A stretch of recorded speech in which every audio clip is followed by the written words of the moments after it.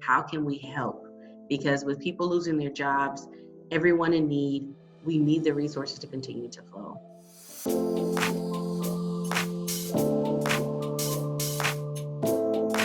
Hello, everyone, and thank you for joining us on another edition of Colourful Illusions new series. Today, we have with us an amazing guest. Miss Ashley Eubanks is in the house. Ashley, thank you for joining us. Thank you for having me. I'm happy to be here. Of course. Now, for some of you that are not familiar with her story, Ashley was featured in season 5 of Colourful Illusions. She is the founder of the Beauty Initiative, which is a nonprofit organization that promotes and provides hygiene products for those in need. So, Ashley, how are you first and foremost? How has everything been going during this COVID quarantine era? I'm great. I'm actually getting a lot of rest. So this is the mandatory pause I needed personally. But it's been kind of crazy, but it's still been fulfilling for our mission. So it's been something that we have to adapt to and get used to. But the mission never stops because, of course, hygiene and health, and that's our thing. So it never stops. Exactly. And I feel like, especially during this time where a lot of people are in need of that support, have you guys been in overdrive? How have you guys been able to support those in need that have been affected by the virus? Well, unfortunately, when I first got the news that we were going to be on quarantine and we were going to not be physically working, I immediately went in overdrive and said, okay, now we can double up on our giving to shelters and actually facilities that we normally give to. But we were told that they weren't taking any donations. And at first I was like, wait, it's me. Like, you see me all the time. Right. But I understand what they're trying to do. So if you have everybody bringing donations, that can't be, safe. So we had to, as a team, really strategize how we would still considerably help the population that we normally help, which of course is homeless. So I actually was able to partner up with organizations that were going out to the streets, that were dealing with the homeless, and entities that always deal with the homeless that would take our donations. So Broward County, Miami-Dade, and now Palm Beach County, we were able to partner with others instead of just doing our own mission, which I think has been the most beautiful experience throughout this quarantine, is because instead of competing with each other, I have been reaching out to people and say, listen, our missions are similar. Right. Let's just help. So we've been collaborating, and that's been a beautiful thing. So we haven't stopped. It has definitely slowed down in a sense, but I am just patiently waiting for Earth to open back up and get back to the grind of community service and really doing what we have to do. Awesome. So I'm glad to hear that there's been a collaborative effort.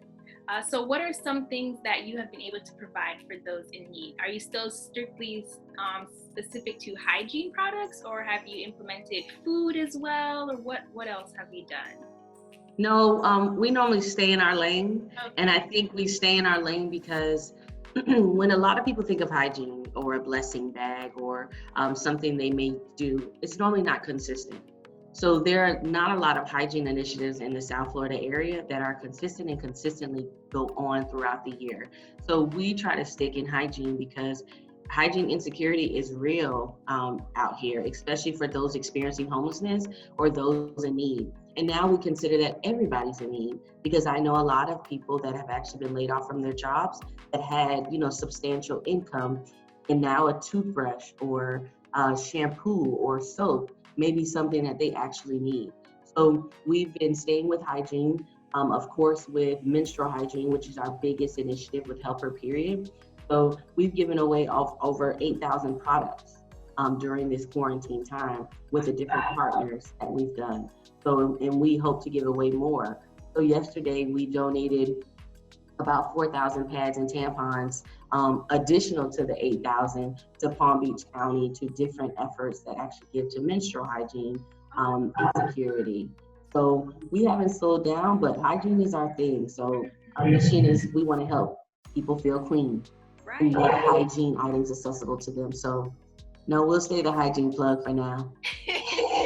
And That is no problem. It's always good to, you know what you do well, so you gotta keep Yep, that's it. I can keep you clean, but we also all the time, and especially with my career field, I like to connect people with resources. So even though there's a lot of drive-through food distribution going on, you have to find them in your area. So a lot of times when we are contacted about hygiene, I'll ask them, do you have food? Do you, is your rent paid? Is it, because I can connect you to these different resources. So we may not give it, but I like to be the connector, because if I know of the resource and you need it, I will definitely connect you. Yes, and I was noticing that as I was scrolling down on your Facebook timeline, you were constantly sharing different resources, people that had food drives for those that, the kids in school, what schools were doing pickup locations for food. So that was awesome. Thank you. And I wanted to touch on also the homeless population during COVID-19, because we are in a blessed position where we do have a home. We have a roof over our heads, and we're able to stay sheltered in place. So what about those that are without a home? How are they dealing with COVID-19? That was my first thought. And even like when a hurricane happens or anything, like people that know me, that are close to me, knows that that's one thing that'll make me cry, because I'm gonna, just like you said, I'm gonna stay in my own home. But it's almost like, what are they doing? So my actual job is I work with homeless students in Broward County schools. So not only do I serve the community outside of my 9 to 5, but that is my 9 to 5. And I'm so blessed that I actually get paid to serve the community and the population that I love so much. So my first thought was, what are my students gonna do? Because a lot of them depend on the food at school and lunch and the snacks and the afternoon snacks, even after school. And what about the students that live in cars and the families that live in cars? And what about the parents that are depending on financial assistance, but it also has to go that they have to keep their job for their financial assistance. So my first thing was to call the different departments and programs that I know and see what they were doing. And they actually put them in hotels. Oh, wow. So a lot of hotels open their doors to put them in hotels. Not just individuals that are homeless, but families. So with Broward Housing Options, we were able to give those families hygiene directly. Amazing. And I was able to see the team actually give them. Also, some of the homeless that unfortunately were diagnosed with COVID-19, they were put into another hotel, and they are actually being serviced and taken care of as well for free. Awesome. With all hygiene. So I know that Broward County stepped up. They helped as many people as they could. They did open the shelters to capacity, and different other entities actually opened up and tried to assist them. They have opened up different programs that normally would be so structured that people are fighting to get in, as far as rental help and payments. They actually opened that up. So that was my main focus, of calling around and seeing what they were doing for people that were 100% in need. And I can say that Broward County has really stepped up, and the partners that we normally deal with have kept us updated of what we can do, but also what they're doing. And I think it's when you are trying to be a change in the community, it's holding people accountable. I ask them all the time, what can we do? How are they getting fed? How are they this? How are they that? And just making sure everything is checking and balancing. But I know for my county that we serve primarily, they have been doing it. So I'm so happy about that. That is awesome. I didn't even know that they were housing them in the hotel. So that's amazing to hear. Yep. Yeah. Have you had the chance to speak to any one of those that are in the hotel to see how they have been coping with it, how they're feeling during this time? No, they're kind of keeping them secluded, of course, for confidentiality. Since I work with the team directly, and one of them is like a godsend to me. She encourages me on a personal and a business level. And I speak to her once a week, and she's, told me they were so happy to get the products. We donated laundry products so they can, wash their clothes. We donated hygiene products, everything that they could have, full-size products, so they won't have to bother with the little small toiletries that we all like to snag when we go to the hotel. But we've given them everything that we could give. And I know that it goes from our organization to good hands to the actual people that need it. So once everything opens back up and it's safe for us to really be in contact with each other, I'll be one of the first ones on the street trying to see my friends and my people. So, yeah. Amazing. And I'm so proud of all the work that you've been doing and all those that you've Thank you. as well, because it is definitely necessary, especially during this time. And you mentioned the laundry. So I wanted to speak to you about your laundry initiative. How does that work? Is it just merely providing the laundry products, or do you actually go sometimes and take the clothes to the washer area to wash it? How does that work? So we started Dignity Delivered because one of my students wasn't going to school. And I went to the teacher and asked, and then to the parent, and the parent said, we don't have clean clothes, and he was being bullied.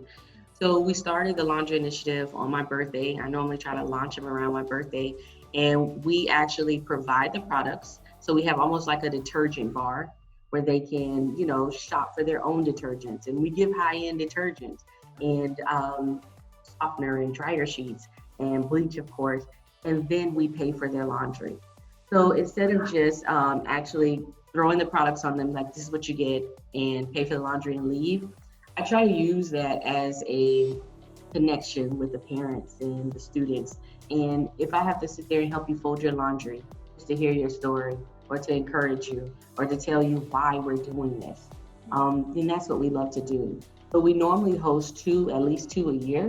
With COVID-19, it's thrown our whole schedule off, but we still donated the products, especially to the families and the individuals in the hotels and the ones that are in the housing options. But we hope to have another Dignity Delivered. And we normally do last time I think it was about a $600 budget just for laundry. So we do a lot of pounds of laundry, and we reserve a special spot in the actual laundromat, and they come and wash for free. We normally have food. We normally have music. You know how we do a party. Yes. So, and we want them to feel comfortable because laundry is expensive. Especially, I have a family that comes and it's 10 children.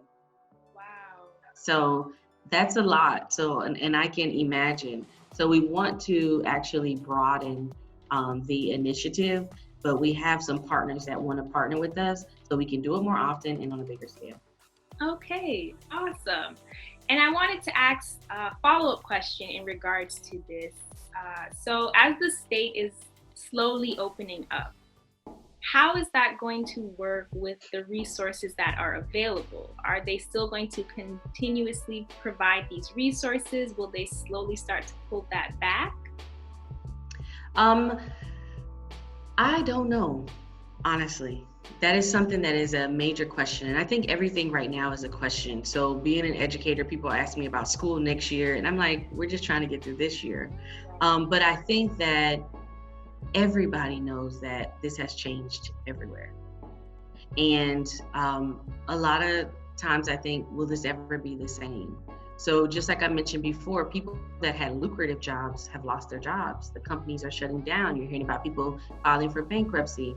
So I think that the change makers have to continuously, start making some noise and say, okay, you did it between COVID-19. That means that you can do it. How can we help?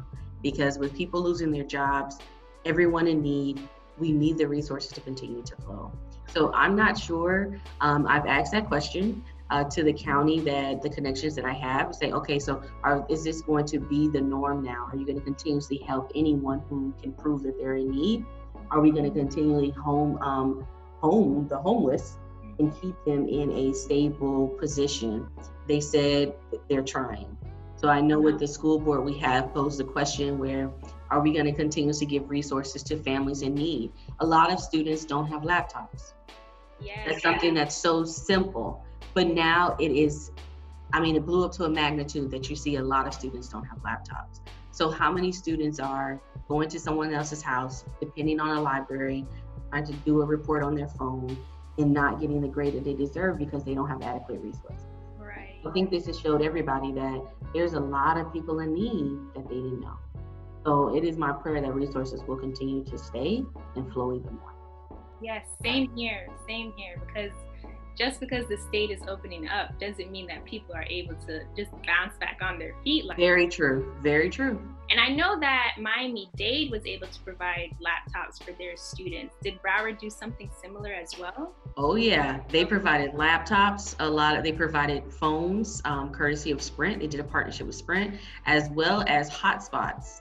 So shout out to Superintendent Runcie, the big boss. I'm impressed. So I've heard a lot of complaints, but I know that when you have a passion for people, you'll do whatever you can. And I believe he's done a good job.